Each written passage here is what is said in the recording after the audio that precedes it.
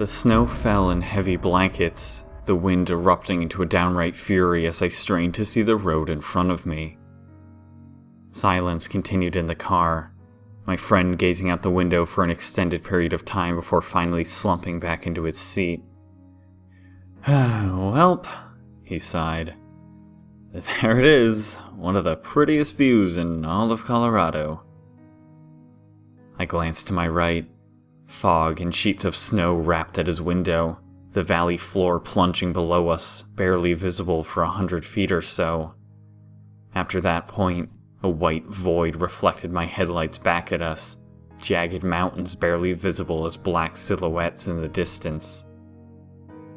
Tendrils of frigid vapor curled past the asphalt as some kind of mad determination or stubbornness caused me to pull into the lookout point anyway. I left the car running. The wind seemed strong enough to tear the car from the dirt parking lot, and yet, as I stepped outside and gazed into the empty void around us, everything was utterly quiet. Snow fell as if the jagged flakes themselves were muffling the sound of the world, blanketing everything in dead silence. The occasional hiss of icy wind sheared past my flesh, muffled voices whispering in my ear, but this only served to make the gaps of utter silence all the more eerie. The scenery should have seemed like an empty canvas, abyssal whiteness with loosely scribbled guidelines waiting to be filled in. And yet, it almost seemed more accurate to say things were being taken away. If this snow were to suddenly clear, the fog to lift, I half expected to be greeted by the same colorless void, the once daunting mountains and rolling forests to be withered to the bone, charred black and drifting with ash. Max finally stepped out beside me, hands shoved into his pockets as he gestured with his head to my far left. "You're not the only stubborn one, at least," he shrugged. I turned to follow his gaze. At the far end of the parking lot, nearly invisible in the lightly churning snow, I could faintly make out the haunted form of a lonely car, parked askew between two parking spaces. Its headlights were off. I sighed, ignoring his remark and turning back to look out over the pass. In the few minutes we had stood there, the weather had gotten worse. The distant mountains were now stripped away, even the closest trees reduced to black skeletons in the haze. Max slowly stooped down, picking up a rock and tossing it over the side of the lookout. It smacked against the cliffside, rolling down and disturbing the state of perpetual stagnation that seemed to have enveloped it. The movement of the rock itself seemed unnatural as it careened into the abyss below us, being swallowed by the mist as soon as it descended past the threshold. Max shrugged again, turning back to me. "You ready to go?" he asked, gesturing around him. "Seen enough, city boy?" "More than I could have dreamed of," I sighed. "Can't see snow in New York, after all. What a fun new treat." He chuckled, socking me on the shoulder before walking back to our car. I breathed out slowly, watching my breath curl in the empty air. Even the trees were now absent from view. The fog was closing in fast. "Come on, dude," Max shouted from the car. "We're not going to be able to make it over the rest of the pass at this rate. The snow is starting to stick. Hurry it up." I didn't respond.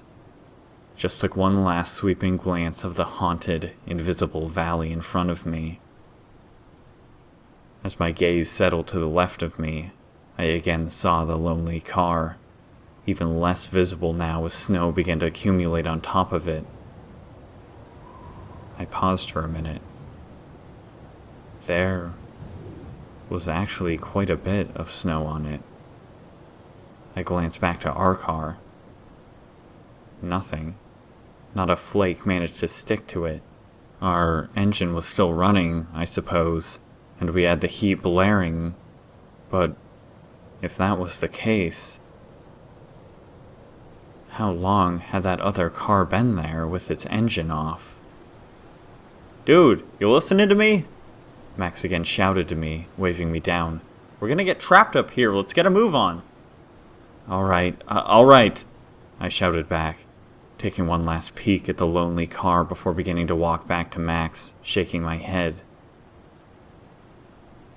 And that's when something scuttled along the ground behind me. My feet came to rest on the dirt as I slowly turned back around.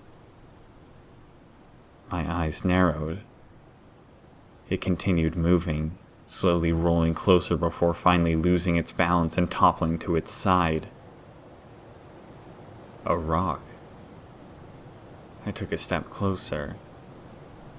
Max honked the horn. I flinched heavily, nearly losing my skin. "Wait, Max!" I gnashed back, not even turning back to him, just putting my hand out towards the car. "Just wait a damn minute. I think someone might be..." I walked over to the ledge, peering over into the void. The sound of shuffling came from behind me as Max slammed his door shut and walked back over to me. "What, dude?" he hissed, exasperated. "I'm not joking now. I'm worried about this weather. We gotta get out of here fast." "Someone might be trapped down there," I stammered, staring to see down into the abyss. Max looked at me, blinking slowly several times. "What?" he finally replied, looking as if he was convinced he had misheard me. "I think someone threw a rock up here," I continued slowly, turning back around and gazing at the rock as my eyes narrowed further. "Max," I spoke, walking back over to it. Is this the same rock you threw down there?" "What?" he again repeated, confusion giving way to impatience. "I have no idea what the rock looked like. It's a fucking rock. What makes you think it was thrown up here?" I just picked up the rock and looked at it closer. Max scoffed and shouted down over the side. "Anyone down there? Make a sound!" Silence. "There's no one down there," he groaned to me. "Who could throw a rock all the way up here anyway? It's a sheer cliff for more than 100 feet. Please, let's just go." "What if it's the person or people in the other car?" I suddenly spoke, whirling back around to the distant silhouette of the skewed vehicle. "Then they're dead," Max cried. "John, Jesus, dude, you think someone fell down this thing? They'd be in pieces." A huge wind gust nearly ripped the coat hood from his head.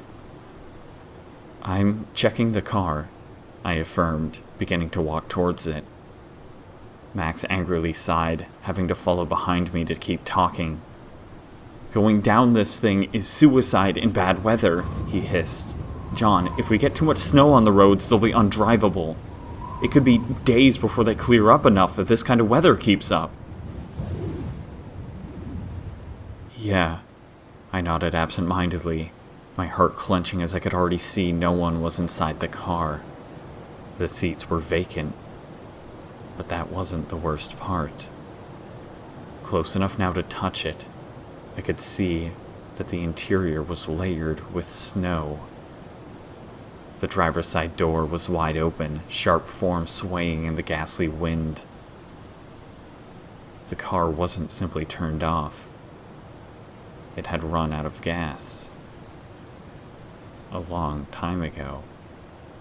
The keys lay in plain view, dangling from the ignition. Flakes of snow settled over everything. "Okay, shit," Max stammered, stopping just as I did and looking at the scene in light panic. This is actually really not good." He stood tall, looking around, trying to see if the person or people were outside, somewhere in view. Of course, the snow was too thick to allow much of anything to be seen, and no one answered our calls. It wasn't until I pulled the back seat door open, however, that true fear ruptured across our faces.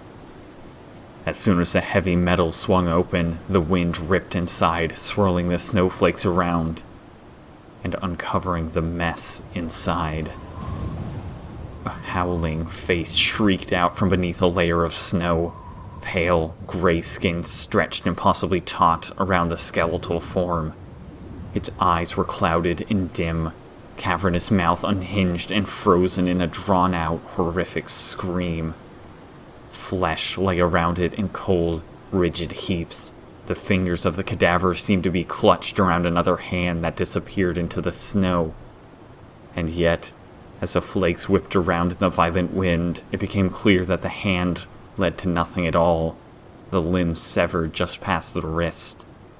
Max jerked back in horror as I felt my heart spike with adrenaline and my legs backpedaled without waiting for me to process what I was seeing. The corpse was mangled and broken, stuffed on the floor between the back and front seats, but there was enough scattered flesh in the car to account for at least another body. And maybe more.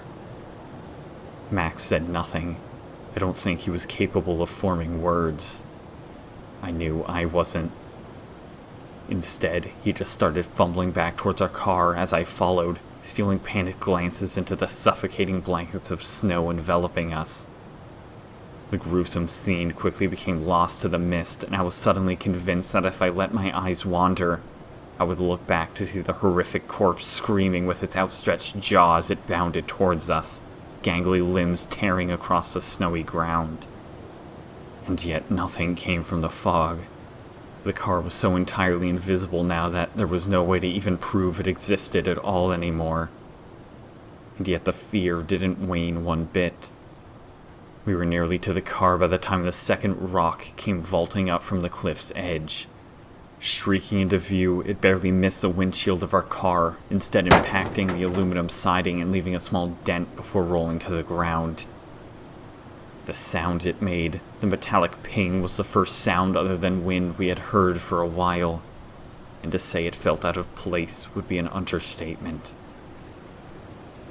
What followed, however, was so much worse. A long, drawn-out cry suddenly carried up from over the ledge, warped and fouled by the wind. The voice seemed haunted and distant, as if the blizzard had carried it for miles, and yet what it said was unmistakable. It was someone screaming for help. I felt my chest instantly tighten, queasiness eating at my heart as both Max and I looked at each other, having made up our minds before either of us spoke. "There's nothing we can do," Max stammered, fear and worry making the decision easier than it should have been. I felt sick as I nodded in agreement, but I couldn't be sure if the gnawing queasiness came from the fact that we were about to knowingly abandon someone out here, or because something about that cry for help seemed wrong. Something about it was too clear, too easily projected in this storm. Not quite scared enough. And as another wind gust rocked us on our feet and Max finally reached the driver's side door, and as the haunted voice cried out again, I could tell that it was much closer, as if it was scaling the cliff. Max wasted no time scrambling inside, and I wrenched the passenger door open without a second thought. The hairs on the back of my neck were standing up, my pulse pounding and my limbs beginning to shake beneath my coat. Already having pulled the car out of the parking spot, Max simply threw it into drive and pushed his foot on the gas. The tires spun. And spun. The scream again cut through the wind, that horrid corpse flashing through my mind as snowflakes battered against the windows of our stagnant car. The wheels shrieked beneath us, as if making contact with nothing but black ice. "I'll push," I rapidly nodded, wrenching open my door and scrambling around the back of the car before my panicking mind convinced me otherwise. I braced my hands against the back bumper, digging my feet into the snow and heaving forwards as Max smashed down the gas and the tires kicked up snow and dirt. This wasn't going to work. I tried not to think about it, tried to shove the images out of my mind. But I knew what I had seen. The other car, with that ghastly body frozen in mid-horrified scream. The tires had been dug deep into the dirt and snow, black ice surrounding them as if someone had tried to drive away, yet failed. But worse than that, there had also been a set of footprints at the back of the car, as if someone had tried to push it free. Another blood-curdling scream ripped through the air. It was appallingly close now, so loud and direct I could almost smell breath. So haunting and ghastly I was convinced one glance over to the cliff ledge would see it scrambling towards me, jaw unhinged just as the cadavers had been. Still the tires spun, getting impossibly poor traction for how little snow was on the ground. That's when Max screamed. His door suddenly wrenched open as he shouted to me, "Get in the car now!" I knew what he was seeing, but I wouldn't let myself look. "What the fuck is that?" he screamed, tires spinning so fast I could tell his foot was on the floor. I knew I would see it if I turned. I knew I would see it coming for me. Another scream assaulted my ears, and I began to hear the frantic scuffling of dirt as something tall and gangly sprinted with all its might. But I wouldn't do it. I just pushed harder and harder, feeling my muscles tear and shear. The car screeched against the dirt, lurching and nearly throwing me to the ground as it suddenly tore forwards. I was at the passenger door in seconds, as Max didn't so much as slow down, and I scrambled into the moving car as a deafening thud shattered the driver's side glass and wrenched the door open. Max just flailed hysterically, foot slamming the gas down as the car rocked like a capsizing boat, and the thing's face came into view as it pressed against the windshield. Then its grip slipped. Max yanked the wheel, the car gaining further traction as we hit the road, and all I heard was a heavy thud as a pale, naked form tumbled across the road in our rear-view mirror. I could smell smoke from our shredded tires, could feel a violent ticking as the damaged engine sputtered to keep going. But most of all, I felt my heart shuddering against my ribs, and I felt my arms quickly lapse into immobility as gruesome bruises began spreading out from my torn muscles. Max's door flapped against the side of our car, torn slightly off its hinges and unable to fully close anymore. There were several shards of glass in his arms, and one of his eyes seemed cemented shut, lids lacerated with crystalline dust. But neither of us complained.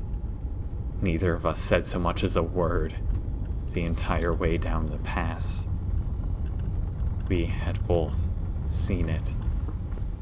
Its face. Nothing in this earth could make me forget it. That man with a face forever twisted into such outright horror. That expression only began to describe the feeling that had enveloped me. Max had watched it run towards us. I don't think he was ever going to live that down. Neither of us had the strength nor desire for words. The road stretched out before us, my tired eyes too afraid to look in the rearview mirror for fear the thing would be staring back. Snow continued to swirl like shattered glass, the asphalt beginning to slowly wind back down the valley. Every wisp of vapor was a shrieking face, every roadside tree a mangled corpse. Every bump in the road was the thing returning, every sputter of the engine was it running out of gas. This horrid anticipation continued for some 30 minutes that felt like hours. But that's when it happened. Something loomed out of the fog ahead of us as we approached an intersection. Its massive, dark form rolled past like an indifferent specter, not caring less about our presence. And yet both Max and I couldn't help but audibly breathe out for what felt like the first time in days. My eyes stung with hot tears that seemed to come from nowhere as the form disappeared into the fog behind us. It was a car. Another car. The person inside had glanced curiously at our shambled vehicle as we passed. A nice, normal person. I coughed, some involuntary, almost vomit-like mix of laughter and crying bubbling up from my throat. The town passed by next, buildings and parked cars rolling past like gifts from God. The people in the shops again glanced curiously at our wrecked vehicle, but their stares meant more than they knew. Max and I both knew better than to leave the town and risk the open road again with our wrecked car, and there was still no cellular signal in the small community. Instead, he pulled into the nearest gas station we could find, and we used a landline to call for an ambulance. After using the phone, we both sat in the small connected mini-mart, the attendant kind enough to attempt to provide what care he could for Max before the ambulance arrived. I had been unable to move my arms for nearly an hour now, not so much as a twinge of pain flashing through them despite how hard the attendant pinched at my extremities. That was the least of my concerns, however. The wind battered the glass windows of the store, the vacant plains surrounding us lacerated with mist and snow. The anxiety returned in a flash, fear creeping back on faster than I could have imagined. I could tell Max felt the same way as I watched his good eye nervously flick out the windows, remaining for extended periods of time without so much as blinking. It was still out there. We both knew it. The lights of the store flickered as a violent gust shook the foundation. Both Max and I flinched, nearly cowering as the attendant just grew more concerned for us. We debated telling him about what had really happened more than once, but just couldn't bring ourselves to spit out the details, always settling on a hit and run that caused our injuries and damaged our car. That's when the figure pressed up against the glass of the front door. My heart stopped as I felt the life leave my body, and Max visibly flinched backwards. "Ambulance is here," the EMT spoke, pushing open the door before his eyes flashed down to us on the ground. "Do we need a stretcher?" The relief was instantaneous as I shook my head and slowly rose to my feet, Max quickly doing the same. We couldn't have gotten out of there fast enough. It's been 3 weeks now since the incident. The police had found the cadaver and his family, just how we had described. The state of the car certainly suggested forced entry, but no trail could be picked up to suggest the assailant's whereabouts. Max was able to keep most of the sight in his damaged eye, simply needing a bit of surgery and glasses for the first time in his life. After continuous physical therapy and minor surgery as well, I had begun to regain the use of my right arm and some of my left. Full recovery was doubtful, but I was simply glad to not be completely crippled. Or worse. Max and I had talked about what happened as often as we could bring ourselves to. We thought it worse to pretend it never happened. We didn't tell anyone else, of course. Without Max backing me up, it was often hard to even convince myself of its truth. Many times I had woken up convinced it had been nothing but a horrific nightmare, only to try and move my left arm, and find myself barely able. Life was certainly getting better, the specific event becoming more and more of a distant memory as time went on. That's not to say the fear wasn't crippling, though. I was no longer able to spend any amount of time alone, Since moving back to New York, my anxiety got so bad I had to sell my apartment and move back in with my parents. Max was even worse off. He quit his job in Colorado and was planning on moving in with his sister in New Mexico, planning on leaving everything behind simply to get out of the state. People understood our fears for the most part. A murder scene can be traumatizing, especially one as gruesome as what was discovered on Weston Pass that day. But they could never truly understand the full story. We maintained that we had simply discovered the scene and then had been hit by another driver in the limited visibility as we came down the pass. The police investigation continued for some time, but whether the trail was too vague to follow or they simply stopped keeping me in the loop, I was never sure. I never heard anything more about it from them, though. I was glad about that, too. For a time, the fear of seeing the thing's face again kept me from looking out any windows or going in a car for any amount of time. I truly was living half a life. It somehow came as no surprise then when Max called me one day in mid-February. I was on my parents' porch at the time, so all I was left with was his voice message. "Hey, John," he spoke, his nervousness immediately giving away his following words. Listen, dude, I know we've talked about this before." His voice cut off for a brief interval. I already knew enough to finish it for him and save him the trouble, but I could only listen to the faint static of the message drone in my ear. "My car," he spoke softly. "I know what you've been telling me, and I know I can't go on this way.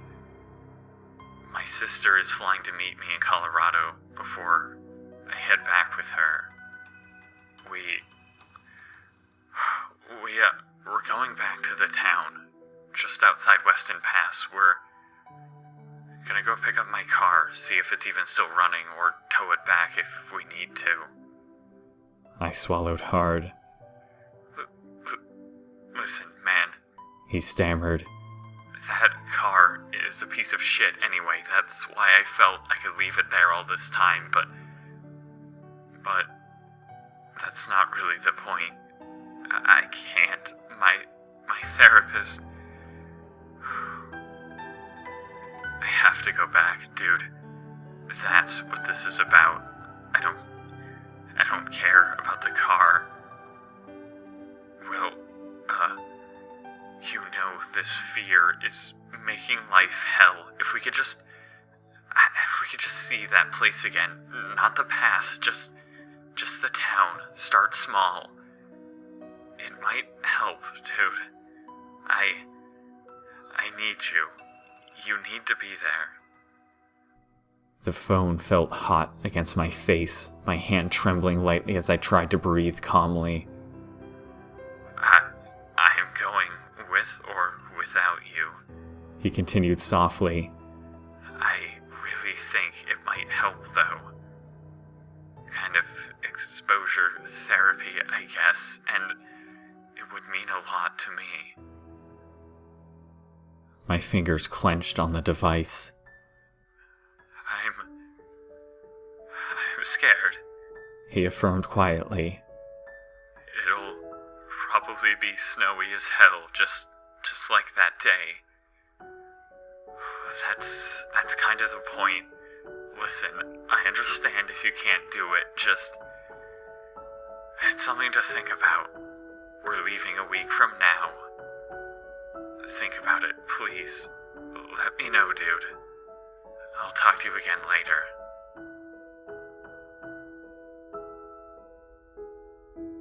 I kept the phone pressed to my face for another several minutes, just staring at the wall in front of me. I felt saliva trickle down my throat, every thump of my heart an earthquake that made my stomach sick. No, I stammered to no one in particular. I can't. I'm sorry. I never heard from Max again. I avoided speaking to him ever since the message, didn't want to let him know what a coward I was. As the day of his departure finally approached, I had successfully ignored his subsequent messages, and I could only assume he left without me. The day he left was a cold, bleak day in New York, and it snowed. The flakes plastered to the windows, forming horrid patterns like screaming faces that stared me down as I sat, curled in my bed like a small child. I kept my phone pressed hard between my hands, feeling the plastic heat up between my lightly shaking palms. I waited like that. Waited for a message for him, waited all day, until the sun disappeared, leaving darkness to rush forwards and slam against my windows. It never stopped snowing, and Max never called again. He never picked up his phone either. I was a coward. I let this go on for nearly 2 weeks, pounding it into my head that nothing was wrong, that I was just overreacting, that I would get a return call any hour, hear his voice apologizing for keeping me waiting, hear how he was just upset that I had abandoned him. But the phone never rang. His voice message system filled up with message after message I left until it informed me it was full and I couldn't leave anymore. And then I kept calling. The weather around me only got worse. Light snow became gusting blizzards, the reporters calling it one of the worst winters yet. I just sat in my room every single day, feeling myself slowly become trapped within the walls as snow piled up on all sides. The ghastly faces still howled at me from the windows, ice crystals forming the horrid likeness of lidless eyes staring at me. I began taking more and more of my anxiety medication, more than was safe. I knew a higher dosage didn't make a difference, but I didn't care. Soon, no sun filtered through my window. My blankets all felt cold and rigid, my body shivering no matter how many I piled on top of myself. Everything was dark, cold, slowly squeezing tighter. I ran out of the medication, but was too paralyzed to go outside and refill it. I would have called someone to deliver it, but didn't want anyone to know where I was. If they knew, it would know as well. It was coming for me now. It had been ever since Max. The next knock at my door wouldn't be someone I knew, wouldn't be my parents returning from work, wouldn't be a neighbor smiling at me. No, it would be there.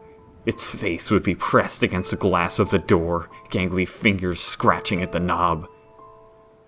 It was waiting outside for me now, waiting for me to look out the window. I could hear its movements amongst the shrieking wind that battered me on every side. I could hear its flesh peeling back as its mouth widened, those eyes training on the back of my neck. I huddled further under my covers, fumbling at the empty anxiety medication bottle. I suddenly jerked back in panic as several pills fell onto the sheets, and then off the bed. They rolled along the cold ground, bleached white almost like flakes of snow. I shuddered several times, pulling the covers yet tighter as I began to grow short of breath. I had run out. There shouldn't have been anything. I threw the bottle to the ground, watching yet more capsules spill from it as if it was a full bottle. My chest clenched, my shaking irises narrowing into pinpricks as I stared at the rolling capsules. Then a knock at the front door. My heart squirmed into my throat, sloshing blood into my mouth and forcing my lips to purse, my eyes to widen in horror. The door jangled for a second or two before slowly creaking open. I curled tighter in my fetal position, my pale, ghastly cold hands trying to strangle my own life away as I clutched at my throat in sheer panic. Footsteps began meandering through the house, heavy and uneven, the sound of the wind moaning through the hallways now as if it left the door open. My parents.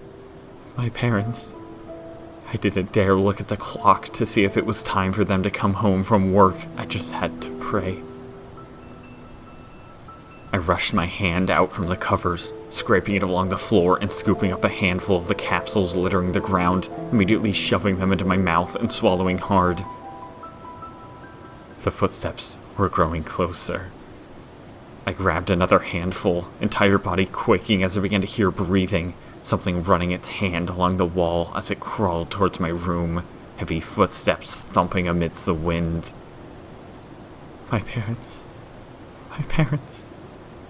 The face that rounded the corner would be that of my mother. Nothing else.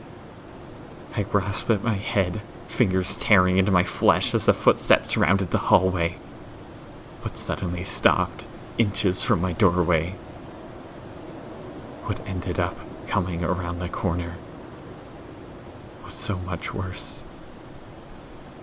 It rolled, silently and gracefully, before losing balance and tumbling to its side. A rock